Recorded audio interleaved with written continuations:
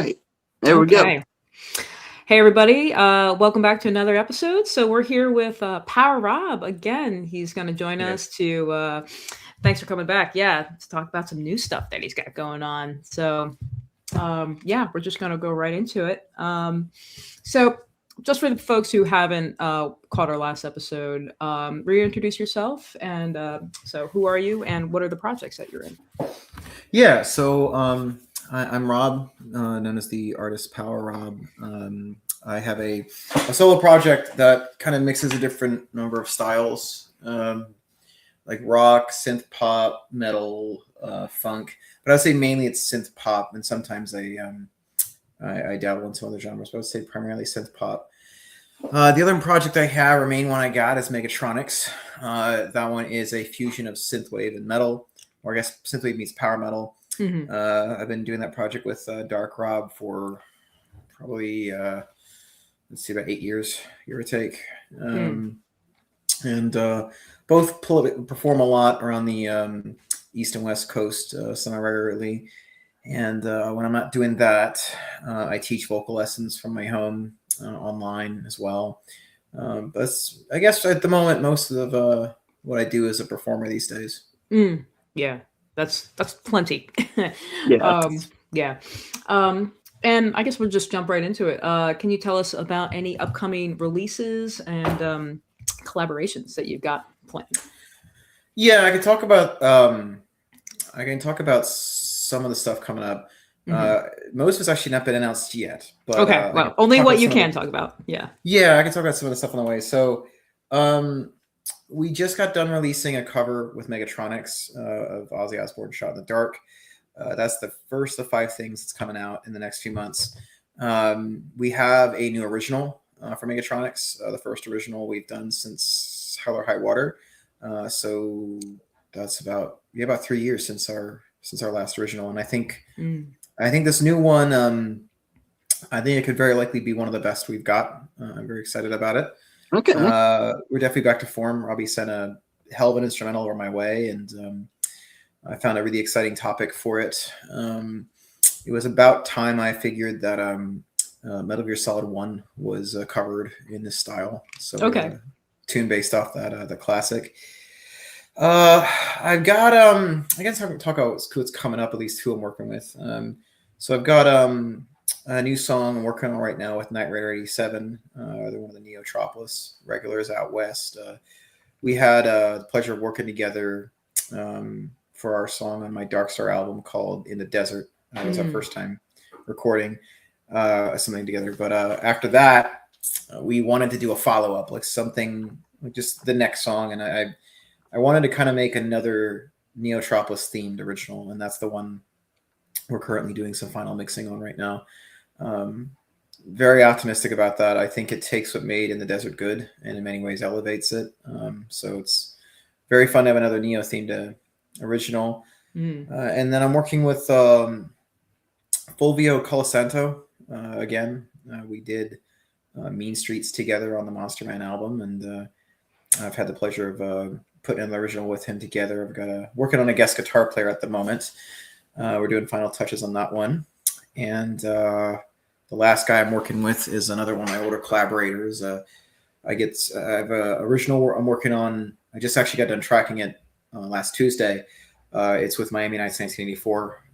And I'm very excited to be on his next album, actually. I don't know how much of it I could talk about, but okay, yeah, he's got a new album on the way, and it's got some pretty heavy hitters on it, and so I'm really excited to be a part of that release. And nice. Yeah, I know I've got something else a couple irons in the fire. I know we're looking at an additional song at some point with Miami Nights, and Dark Rob's got something else brewing we've reviewed. So I think we have another Megatronics original on the pipeline after this one's over. So pretty busy year so far in that regard. Yeah, that's what I'm hearing. Sure. Like a lot going on. So you briefly mentioned Neotropolis. What can you tell us about what you have planned for Neotropolis this year? Yeah, so this is, in my opinion, it's gonna be the biggest one yet. This is, it'll be the most I've sung at Neo, to say the least, in terms of just time on stage. So we've got a lot planned.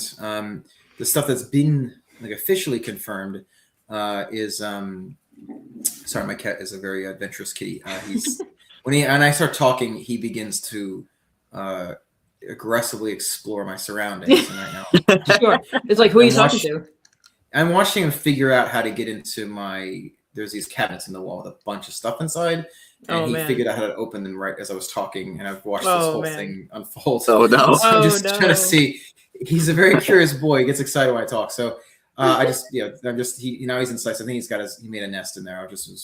I was hoping he'd make an appearance or something. That'd be nice. Yeah, he's Cameo. inside one of it. Actually, that's him. The whole time. Oh my goodness! He just jumped out. Sorry, but it took me off guard. I was like, "Am I going to see a bunch of stuff fall out all of a sudden?" Right. He's cool. So yeah, Neotropolis has it's the first time since I want to say the last time I did double duty for like a Power Rob and Megatronics set was I think it was 2 years ago. I have another thing planned for another night, so it'll be the first time I'll be doing appearances 3 nights at Neo. So it'll be fun. I've got something pretty fun planned for night 2. But yeah, a lot's happened. The last time I did Power Rob there, I had a different lineup. The layout of music was way different. Back then, World Gone Mad just had come out, and I was mainly working off of the Monster Man and Runaway EPs. Now, I think the catalog of my solo work has probably doubled, and I think some of the more celebrated songs they're now out, and they haven't really had a chance to be done in the desert. So I'm looking to do probably Dark Star, a couple other big ones that haven't really been done out west, and I've got a great guitar player. He's not just a good guitar player, but he's also a fantastic audio engineer. So he's been really helping, like, kind of doll up the set in ways from a production standpoint that I wasn't as much of an expert at. So it's really a complete overhaul of the sound. And what I've got planned for night number 2 is it's going to be a really fun guest spot. And then night number 3 is Megatronics. We're doing. I'm not sure if I can talk set times yet, but basically they're all very strong set times, to say the least. Okay. All right. Good. Yeah. So it'd be Thursday, Friday, and Saturday. We're gonna have sets. So we're working on a lot of stuff for that. Wow. You're gonna be so beat by Sunday. For sure. It's gonna be a fun workout. Yeah. Right. A lot of gym, a lot of prep. I was just gonna say, yeah. Actually, yeah. Like, what do you do? Vocalist stuff aside, I mean, like, what do you do, like, physically to prepare for all of that? I mean, it's got to be, kind of like training.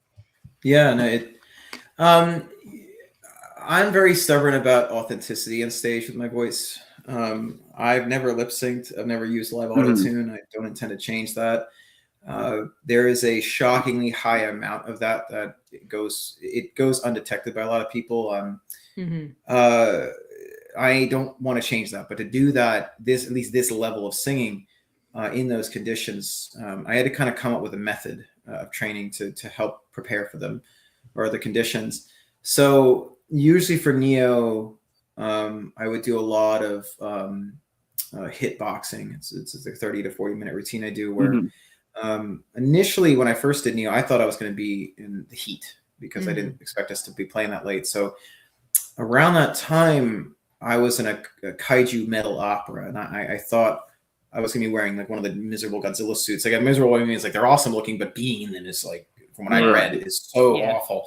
So I thought I'd be I thought I'd be in one of those. So I started developing like heat resistant training, like sauna suit. I would have an altitude training mask on to make it harder to breathe, to just condition the lungs the best I could to be in that kind of environment. Then I come to find out that when I did the show, it was probably 40% was from my wardrobe. So it's like we're actually quite mobile in that outfit. So by the time we did Neo, I realized when we were doing sound check and like the heat, I didn't feel it. Like, I was so ready for that event. I remember it was like the guy with the beard meme where it was like, "Are you hot?" And I'm like all in armor. And no. It was so ready for that kaiju thing that I was ready. Yeah.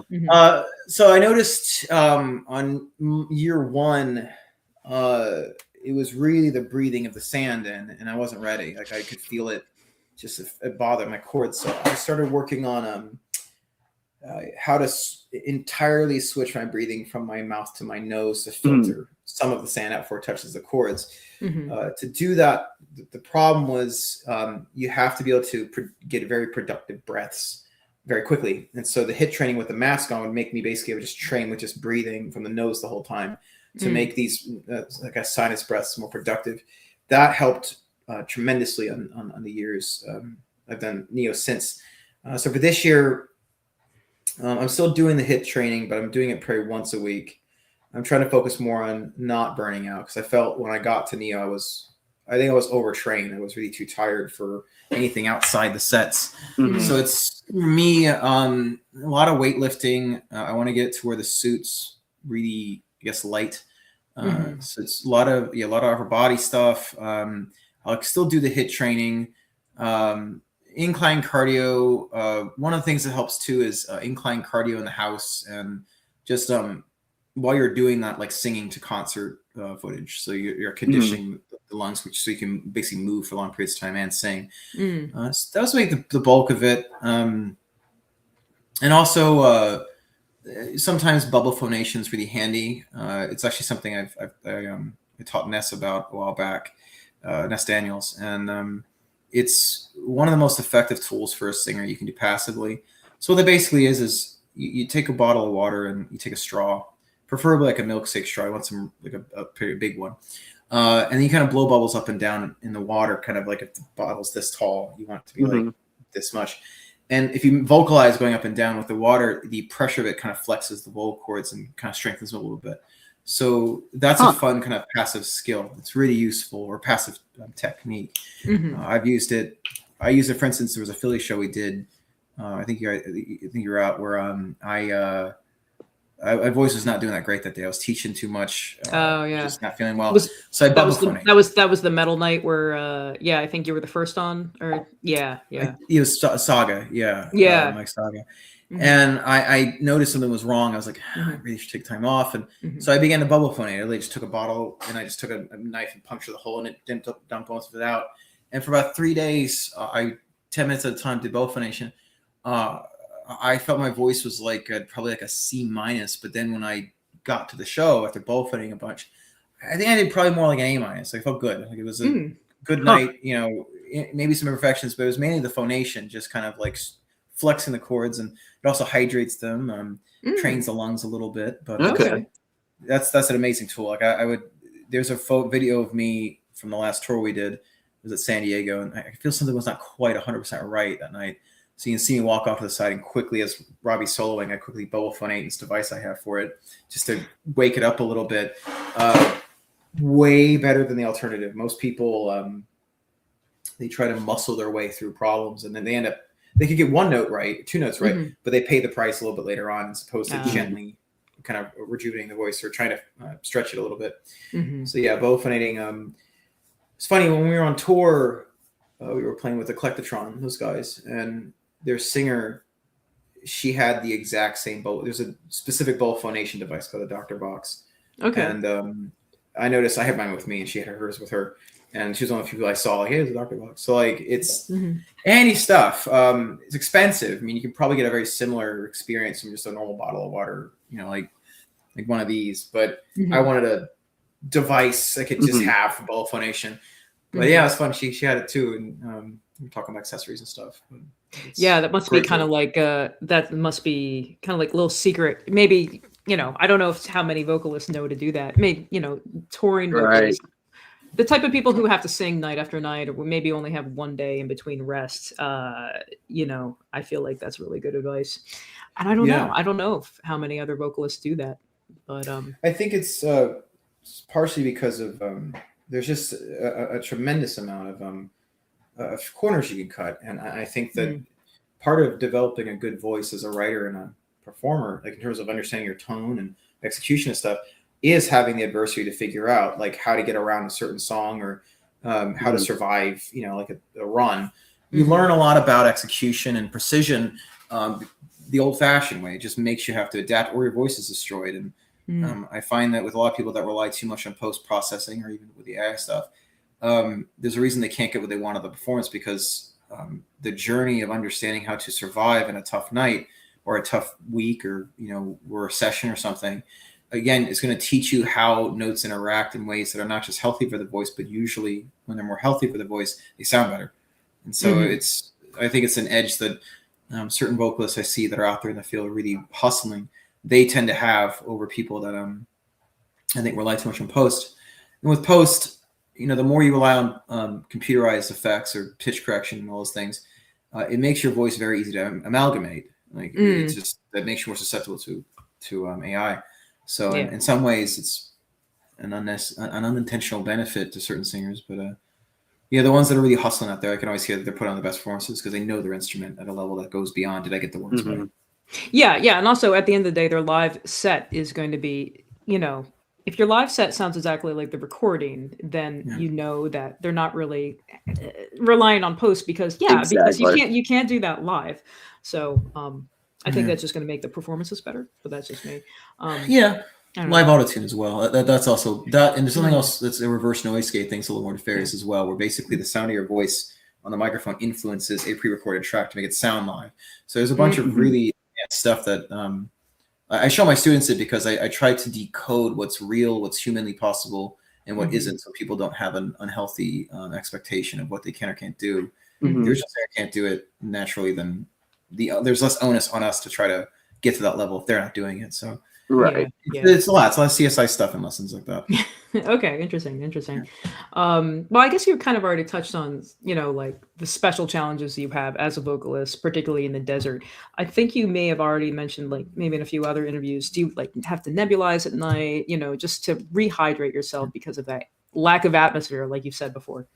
Yeah, I keep it's a very rare that I don't have a nebulizer with me. During the tour, I actually had 2 different ones just in case.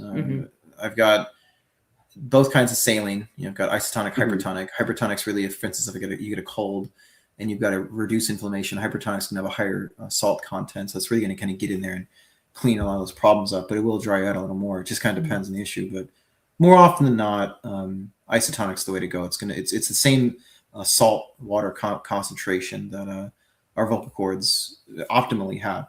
So nebulizer is a fantastic tool. Those are really good. I also focus a lot on, there's certain supplements that help out a lot. I've gotten the hang of something I call a mast cell protocol. So with your body, when you produce histamine, it's usually generated by things called your mast cells. So the idea is, if you can calm those cells down, like if you interact with either an irritant of some kind or histamine, you can prevent the histamine problems and then therefore prevent the inflammation to begin with from ever happening, or in general. So I actually experimented with this at Street Lethal because I had a double duty that night. It basically just makes the engine run really clean. So you're not reacting, if there's like stage fog or in my instance, I have a dust mite allergy. So, and there are dust mites, doesn't matter where you are, you're going to encounter them. So with the mast cell stabilization, I noticed I could not only just feel fine in any environment, even things that would cause inflammation, like even like caffeine and stuff, I didn't feel it. I felt fine. Oh, wow. So that combination is phenomenal.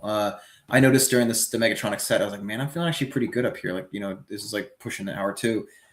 I felt pretty good because I felt like it was coasting. And it was because I realized, I was thinking to myself, like, why does this feel so comfortable? Like, what's different, And I realized it was the combo. It was a combo I took. It was like my body's just not getting inflamed. I'm just chilling. So those are phenomenal. Glutathione mixed with NAC is extremely helpful for vocal cord health. A lot of doctors will not a lot, but I've read that ENTs will prescribe injectable glutathione for vocal nodes. It's just very good at optimizing vocal health. I experimented with that at last Neo. I would like time doses out before showtime. Those are great. Quercetin and bromelain, those are 2 of the more popular mast cell stabilizers. They're very cheap. They just prevent the problem. A lot of times with vocals, I tell people that it's very hard to reverse a problem vocally, but it's much easier to prevent the problem. So you try to dose things and keep things preventative as opposed to trying to react, because reactionary stuff is you get into like steroids and all these things that have their own downsides. But the protocol, it's always fun trying to figure out a way to make my body more resistant. Like I have like sodium tablets, potassium tablets. I try to not just have water, but I try to make sure all the entire electrolyte balance is like planned out, so I can, when you're up there, the elements just just ripping that or stripping that hydration out of the cords. Sure. That mixture was really good. Like I would just time it out before you hit on stage, and I felt a lot better with that. I guess most of my stack. Yeah, and I think those tablets. I mean, if you're spending any significant time out in the desert, I think that's just a general thing that people out west, like us East Coasters, we don't really have to worry about that. But I think people out west, like, just they always have electrolyte packets and stuff. So that's what I've noticed anyway. Yeah, exactly. Anyway, I think Eryk has the next one. Yeah. Other than Neo, do you have any other shows lined up for this year that you can talk about? There's a couple. I can't quite talk about them yet, but I can talk about them a little bit. That's a way to put it. Okay. So Megatronics, once we are done with Neo, we're gonna be right back out playing. I think it's from West Virginia the following weekend. So we're right back at it, and then we've got something planned on the final weekend. We're about to announce. It's gonna be kind of like a satellite. We're gonna try and make it a satellite show for Neo, but out east. And we've got some fun people planned for it. It's gonna be a little more south than it's gonna be in an area actually Megatronics has not played before. I was gonna text them this week and be like, yo, when can you announce it? So that's gonna be a thing. It's gonna be a lot of fun. We got some really great Neo themed artists in that one. It'll be 4 artists, 3 of which are gonna be literally they will have just performed Neo that month. So it's gonna be a lot of Neo people there. I'm just trying to bring out that community over here. Thank you. Yeah, it should be fun. I think we got people that like it. West Coast is bumping with cyberpunk people. We can do that over here. I'm confident in that. Yeah, I agree. I agree completely. I know. And I know I've told you this 1,000 times. I think both of us, we'd be there if it wasn't at the same fucking weekend as another giant East Coast festival. So I mean, I love going out west. I truly do, but like not if it's at the same time as something else that I've been going to for like 5 years. But so if you can bring it out east, I mean, if multiple bands can like do it, let's talk offline. That would be a lot of fun. Actually, Eryk, I'm gonna let's see. You want me to take the next one? Yeah, can you take the next one? Yeah, sure. Off the wall question. Feel free to interpret this any way you wish, but what is the most interesting venue bathroom you've ever experienced? Good question, actually. There was like a Best of Baltimore video for one of my bands. It was like a collection of bands that were all picked for like Best of Baltimore in 2017, 2018. And we all had interviews about the Baltimore community. And I actually remarked on something like that in my interview, or they said, say something at the end of it, about the community or something. And it's off the cuff. I brought up that Baltimore Soundstage has really nice bathrooms. Like I just remember like that they took great care of that place. It just there's very spick and span. So I would say best ones would go to Soundstage, at least back when we played there a lot. But I'd say Soundstage is trying to think of any weird ones. Okay, this is not a venue, but I posted a video of this. You may have seen it. It was during the tour. I remember we were at it was McDonald's, and I was with it was during the street cleaner Megatronics run, and I don't know what was going on, but there's a guy in the stall nearby me, and he was just cranking butt metal, like just loud as hell. And I remember I was so confused. I was like, why is he rocking out in there? Like, what is this? And so I remember I took a video of it leaving. I'm like, what? And you hear like this just butt metal, like this guy's cranking. And then I heard like the most aggressive flush in my life. I turned the camera off and left. I was like, this is so strange. What? There was that guy, and there was another one. That was on the hardest. It was on this other one was during a Thrill Killer run we did. And we were in the bathroom, and some guy, like, I guess he passed gas or something, and he starts apologizing to us through different stalls. And it's like, I remember, like, my base is another stall. We're trying to quietly not lose it, because it's like, dude, just shut up. Like, who are you? And so I remember, right? It was a Chinese buffet. And no. Yeah. I don't know why he kept talking. It was like, oh, I'm so sorry, man. It's like, shut up. He's probably drunk. He's like, why would you embarrass? We're in a bathroom. Like, wow. Like, I tried so hard. I remember I held it together. Thankfully we both left before he got out, and I remember right when we got to the parking lot, I just bust out laughing. Like, what the hell? So those are probably the two weirdest ones.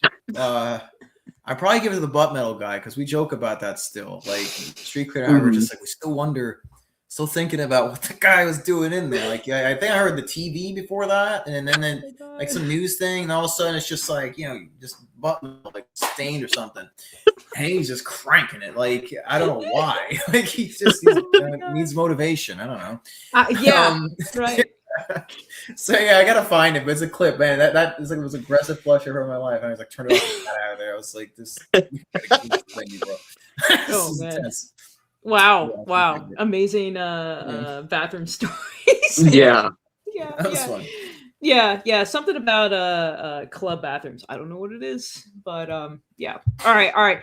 Switching gears, getting serious again. Not really. No, not really. So, what message do you have for the audience or anybody else who watches this? Yeah. I guess I gotta think of a good one. It's probably come up with, it could be serious, it could be not serious. Yeah. I think probably a good one, just a worthwhile one for me to talk about at least, would be kind of the new landscape we've got right now. That I have something that we could talk about actually if you don't bring it up, but I'll let you answer the question first.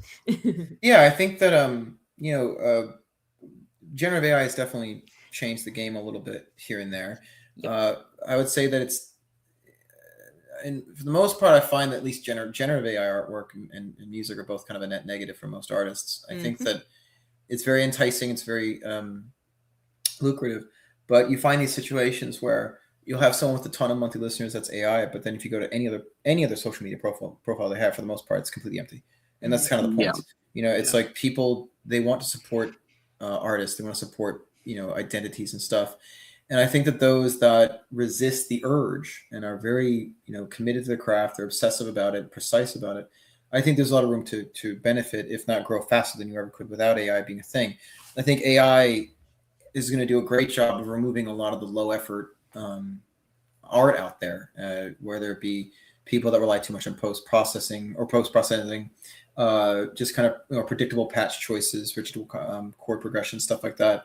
I think that a lot of that is in danger. And again, I think a lot of musicians, unfortunately, have they're being kind of left in dust by some of that, and it's not, it's definitely horrible to see that.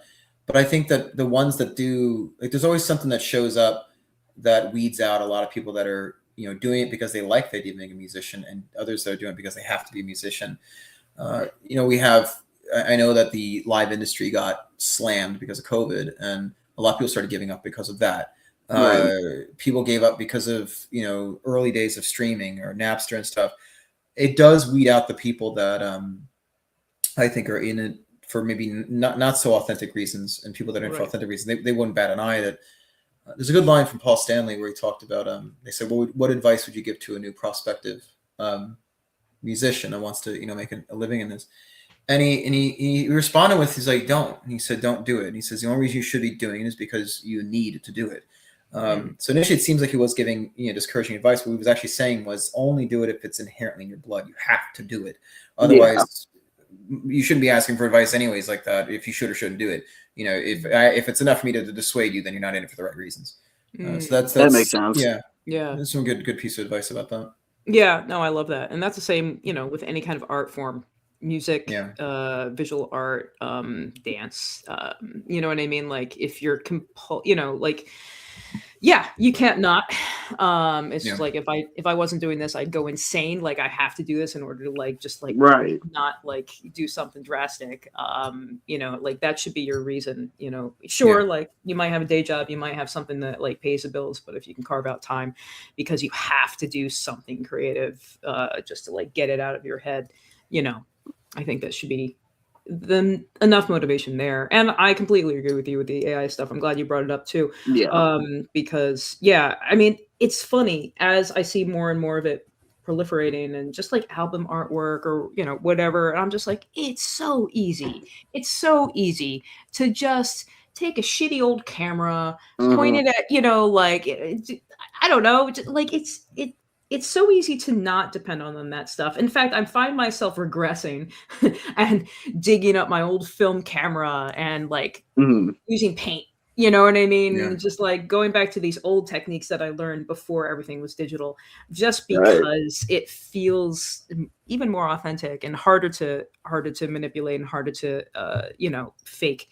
Right. And I just Yeah. yeah, and I'm hoping that the serious artists also have that kind of reaction where they're going to be aggressively analog, not completely analog, but you know what I mean, like just aggressively like AI has its place. AI certainly can help in like the medical field, legal field, maybe even. I Agreed. don't know. It's got its place, not in anything creative, No. in my opinion. Right.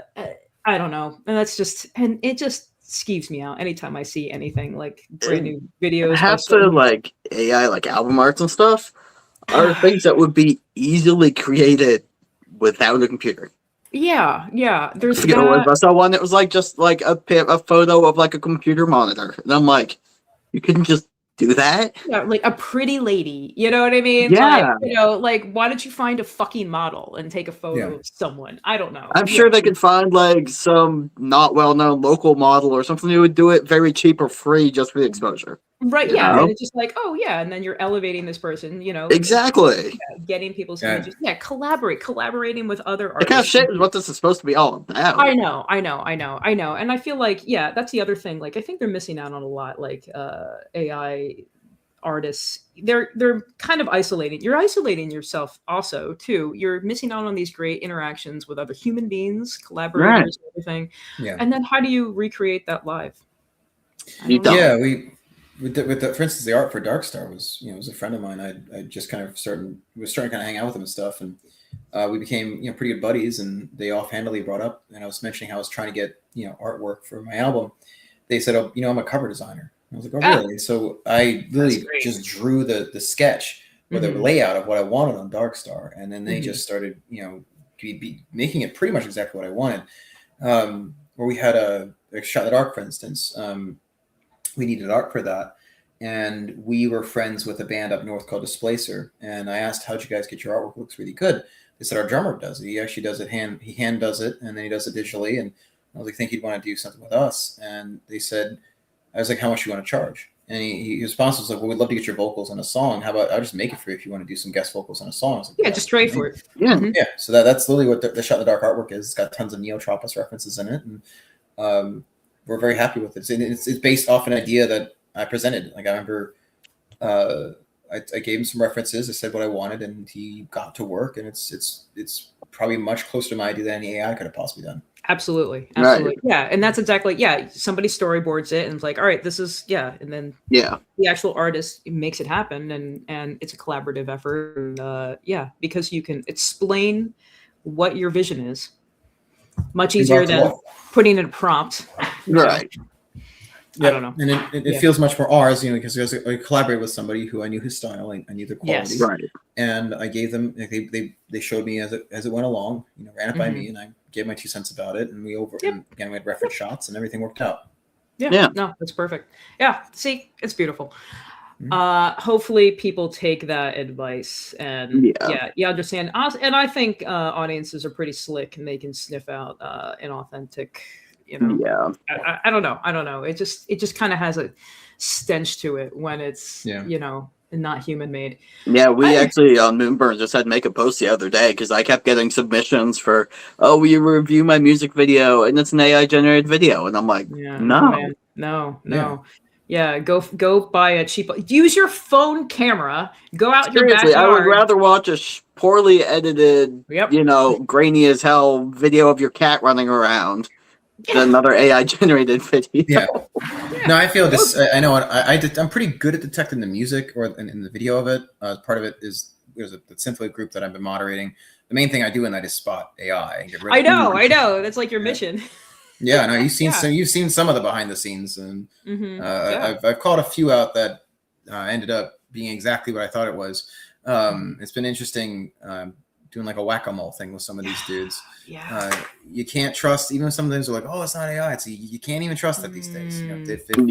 My policy is if they can, they will, and you're just gonna have to trust your programs and trust your eye and ear. And I've told Ryan about this before. I was like, even if it's like, let's say like as a reviewer, right? I'd rather someone, if I had to make the choice between no review or a positive AI one, I'd rather have no review. Like, Yeah. just I feel like I'm being deceived or like I'm being scammed if I notice it's AI. Like my time has been stolen from me to read or listen to or engage with this. Like we have finite time on this planet. I don't want to devote any amount that I have to fake artistry. Like I'm just not interested. Yeah, absolutely. Yeah. I know. It's insulting. So we try not to do that, and we're not going to support anybody who does. So all right. So good. Wrapping up, just plug your socials and where can people find you? Yeah. So a couple things. One, for instance, like vocal lessons, I teach online and in person.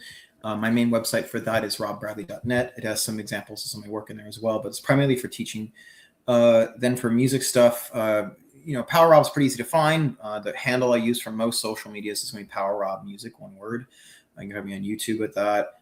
Twitter, Instagram, Facebook, they all have that handle. For Megatronics, it's a little different, I believe. There's Megatronics, I think, music on Twitter, and then there's Megatronics Official, and Official is on Facebook, YouTube, and Instagram. Just with Twitter, there's a limit, so we had to make it music, I believe. But otherwise, those are the main ones. And yeah, you can. It's pretty. And to be honest, if you just find Power Up Music, I'm usually posting Megatronics anyways, in case the handle isn't correct. You also can get Bandcamp, powerob.bandcamp.com, megatronics.bandcamp.com. Yeah, that's great. All right, well, thank you again for coming on, and really excited for. And again, I'm sorry we can't make it out to Neo, but I'm really excited for whatever you've got planned for the East Coast. So. Yeah, I can drop some details privately. You can talk about that. Yeah, absolutely. Yeah. All right, well, awesome. Thank you again. So my pleasure. Thanks, guys. I'm Angie. Hi, I'm Johnny. We are Dead Cool, and you're watching Moon Burns Productions.